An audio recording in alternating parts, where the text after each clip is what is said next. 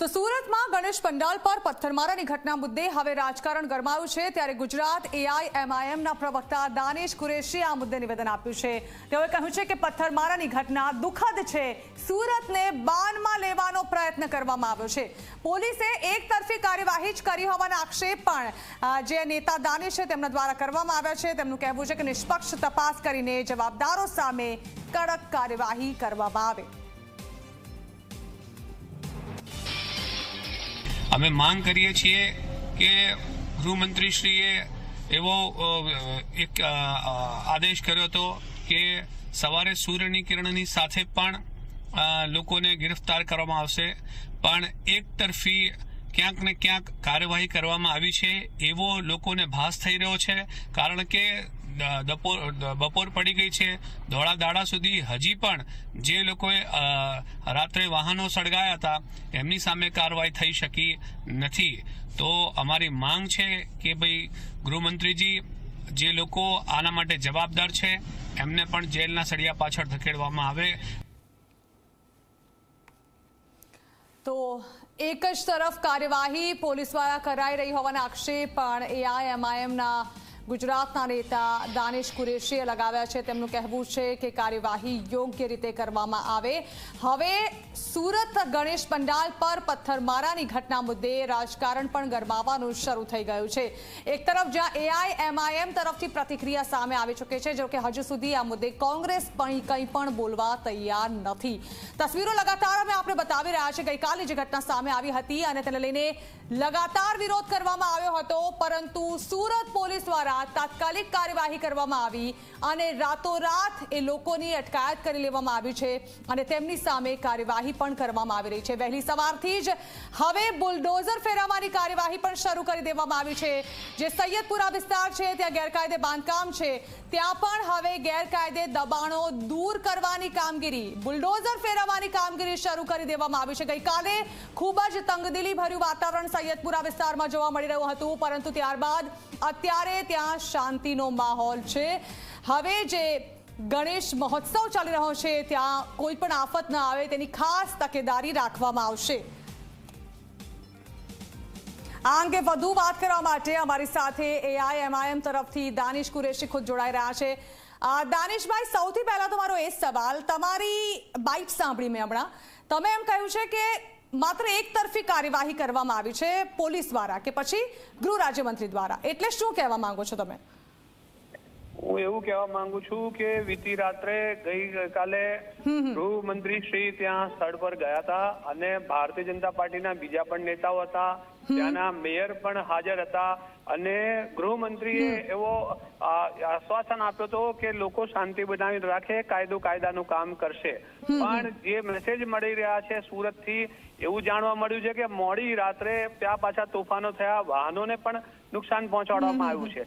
બીજી તરફ ગૃહમંત્રીનો સ્ટેટમેન્ટ એવો છે કે સૂર્યની પહેલી કિરણ સાથે જ પણ આરોપીઓ તમામને જબ્બે કરીને જેલ હવાલે કરવામાં આવશે।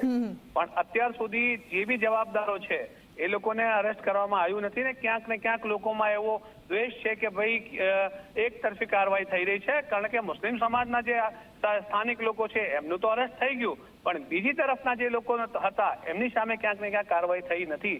અમે માંગ કરીએ છીએ કે તમામની સામે નિષ્પક્ષ કાર્યવાહી કરી અને જે લોકો જવાબદાર છે એમની સામે કાર્યવાહી કરવામાં। બિલકુલ, જે આરોપીઓ છે તેમની સામે કાર્યવાહી કરવામાં આવે। દાનિશભાઈ, આપનું એવું કહેવું છે। ગિરિરાજસિંહ તરફથી પણ એક પ્રતિક્રિયા સામે આવી, કેન્દ્રીય મંત્રી પણ હવે આ મુદ્દે બોલી રહ્યા છે અને તેમનું કહેવું છે કે તાજિયા પર ક્યારે પથ્થરમારો નથી કર્યો હિન્દુઓએ, ત્યારે ગણેશ મહોત્સવ કે પછી હિન્દુઓના કોઈ તહેવાર હોય ત્યારે આ પ્રકારની ઘટના ન સામે આવવી જોઈએ। તમને એવું નથી લાગતું કે મુસ્લિમ આગેવાનો તરફથી જ્યારે તમે હો ત્યારે તમારી પોતાની પણ એક જવાબદારી બને છે કે જ્યારે આ પ્રકારનો કોઈ મોટા મહોત્સવ હોય ત્યારે આપના સમાજ દ્વારા પણ શાંતિ જાળવવામાં આવે? કારણ કે આપણે અમદાવાદમાં તો જોયેલું છે કે જ્યારે રથયાત્રા હોય ત્યારે સ્વાગત કરવા જાય છે મુસ્લિમ સમાજના લોકો, અને આ પ્રકારની ઘટના શરમજનક કહી શકાય।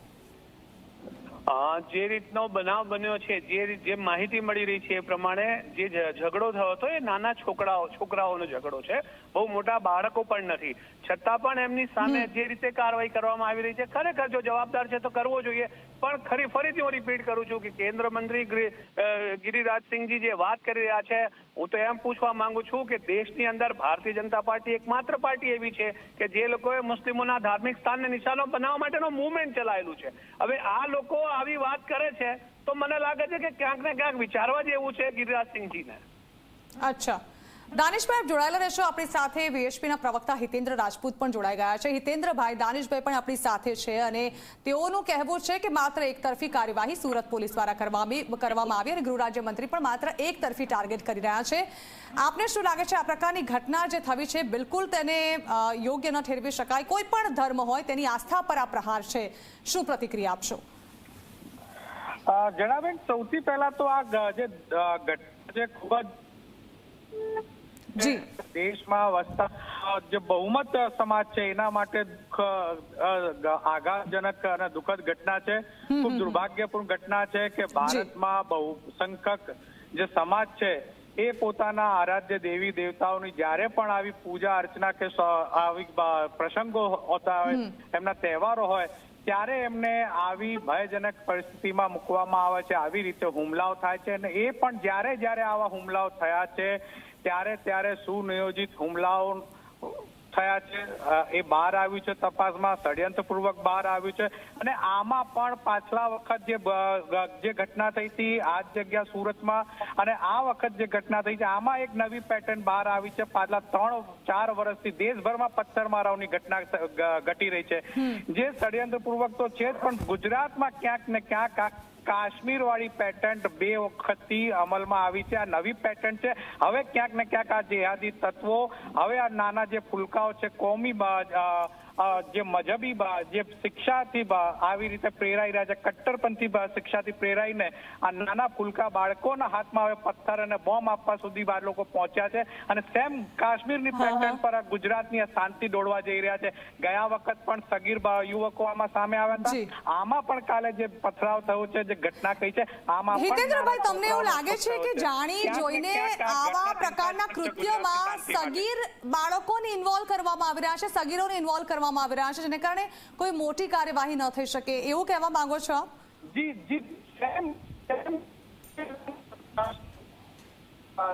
શરૂ થઈ હતી કાર્યવાહી થવા, આતંકવાદીઓની જે કમર તોડવાની જે કાર્યવાહી જયારે સેના તરફથી કેન્દ્ર સરકાર તરફથી જયારે શરૂ થઈ હતી ત્યારે સેમ આવી પેટર્ન કાશ્મીરમાં શરૂ ત્યાં થરબાજો હતા, એમને નાના છોકરાઓને મહિલાઓને આગળ કરવાના શરૂ કર્યા હતા. નાના ફુલકા છોકરાઓ હતા એ લોકોને જે યાદીકા કામમાં પ્રવૃત્ત કર્યા હતા. હિતેન્દ્રભાઈ જોડાયેલા રહેશો. દાનિશભાઈને મારે સવાલ કરવો છે, તમારો અવાજ વચ્ચે કટ થઈ રહ્યો છે, કદાચ નેટવર્કમાં કોઈ ઇસ્યુ છે. દાનિશભાઈ, આ કાશ્મીર નથી, હવે તો આપણે કાશ્મીરમાં પણ આ પ્રકારની ઘટનાઓ નથી સાંભળી રહ્યા. ગુજરાતમાં આ પ્રકારની ઘટના હવે ખૂબ જ શરમજનક કહી શકાય. કોઈ પણ ધર્મ ઉપર, કોઈ પણ ધર્મની આસ્થા ઉપર આ પ્રકારે પ્રહાર ન થવા જોઈએ. આપને શું લાગે છે આ પ્રકારના બનાવો અટકે? કારણ કે હવે નવરાત્રી આવશે, દિવાળી આવશે, આપની ઈદ આવશે, કોઈ પણ ધર્મ પર પ્રહાર ના થાય, કોઈના પણ આસ્થા પર પ્રહાર ન થાય, તે માટે મુસ્લિમ આગેવાન તરીકે, હું તમને AIMIM ના નેતા તરીકે નથી જોતી, પરંતુ એક મુસ્લિમ આગેવાન તરીકે શું કરશો? તો કદાચ મેં જે તમને સ્ટેટમેન્ટ મોકલ્યું છે એમાં સૌથી પહેલો મારો સ્ટેટમેન્ટ આ છે કે કોઈ પણ ધાર્મિક સ્થાનને આ રીતના નુકસાન પહોંચાડવાનો જે પ્રયત્ન કરવામાં આવ્યો છે એ નિંદનીય છે ને વખોડવા લાયક છે, એમાં કોઈ બેમત નથી.